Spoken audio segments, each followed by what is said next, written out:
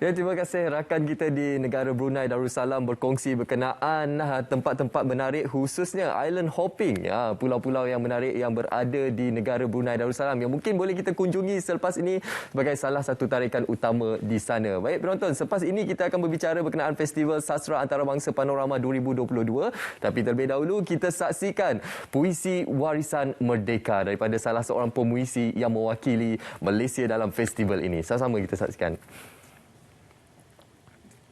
Warisan Merdeka, karya Harlim Yo.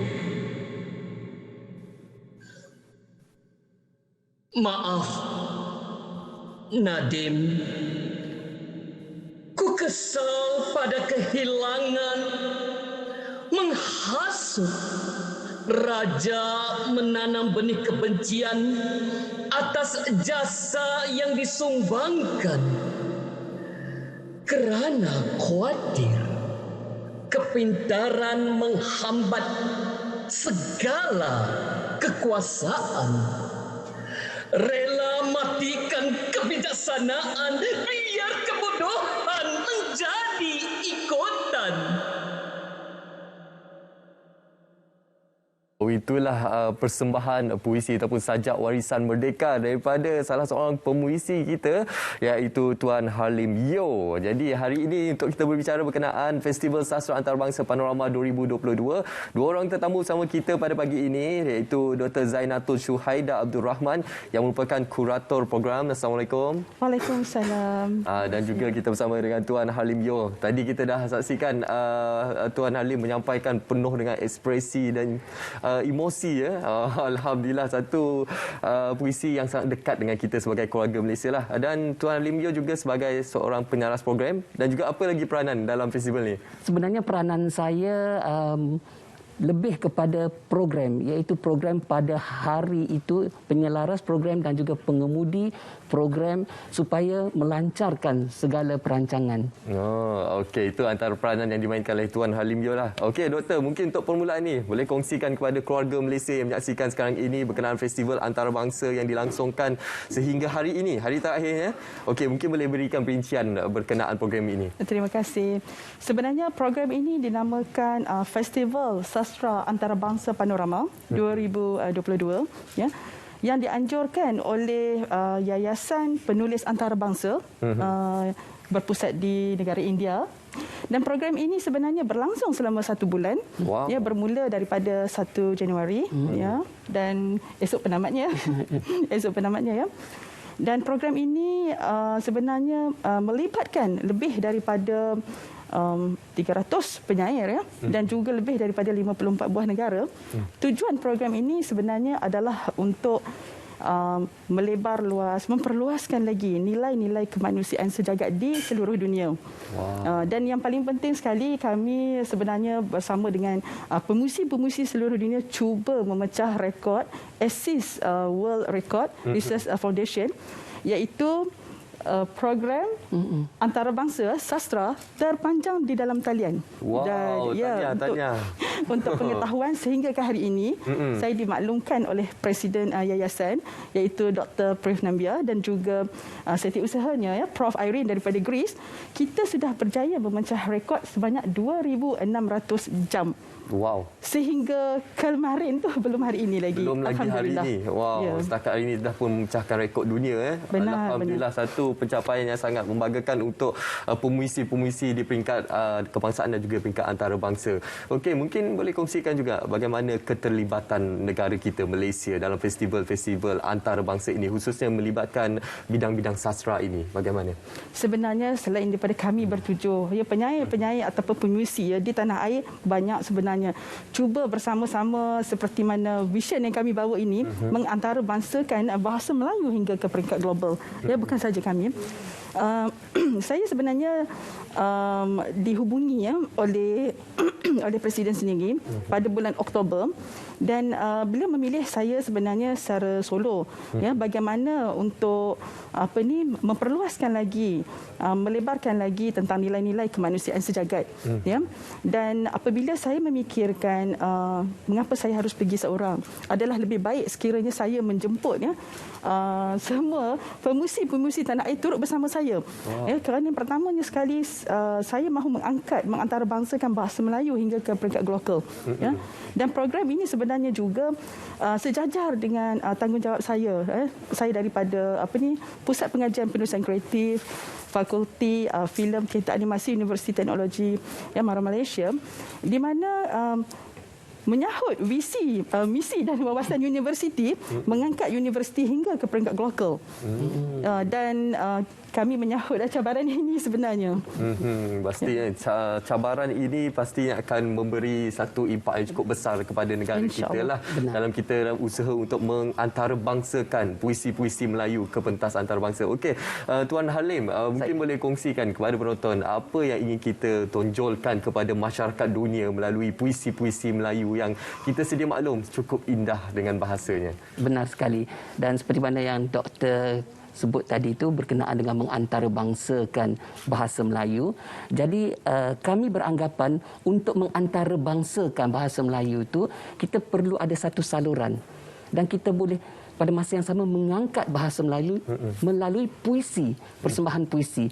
Jadi melalui puisi ini para penonton dapat hayati dan cuba memahami apa yang kita sebut dengan lenggok bahasa kita sendiri, dengan persembahan yang penuh emosi, dengan penuh ekspresi, yang mana kami berharap dan berhasrat agar apa yang kami buat ini mereka rasa kita rasa teruja, tapi mereka juga secara tak langsung melalui ekspresi kita ni mereka nak tahu lebih lanjut lagi. Jadi di situ kami berharap agar dapat membantu usaha kerajaan untuk mengangkat, menjulangkan lagi bahasa Melayu. Alhamdulillah, satu perkembangan yang sangat baiklah. Seperti yang doktor nyatakan tadi, lebih daripada 54 buah negara yang menyertai festival antarabangsa ini kan. Benar. Jadi bagaimana dalam usaha ini untuk kita menonjolkan lagi bahasa kebangsaan kita? Mungkin ada yang tertanya di luar sana, bagaimana festival sastra ini dilaksanakan? Adakah setiap negara akan mengangkat menggunakan bahasa sendiri untuk menyampaikan sesuatu puisi tersebut? Ya, seperti yang saya katakan tadi, sebenarnya fokus utama program ini ialah menyebarluaskan, mengangkat nilai-nilai kemanusiaan sejagat. Ya. Dan seperti mana Malaysia, seperti kita tahu, negara yang aman, tenteram, alhamdulillah, dan kami sudah tentu mahu turut serta di dalam program seperti ini. Ya. Dan program seperti ini sebenarnya jika hendak ke persada antarabangsa mesti dengan usaha yang gigih juga meletakkan nama Malaysia, ya, di antara penyair-penyair pemuisi yang terkenal.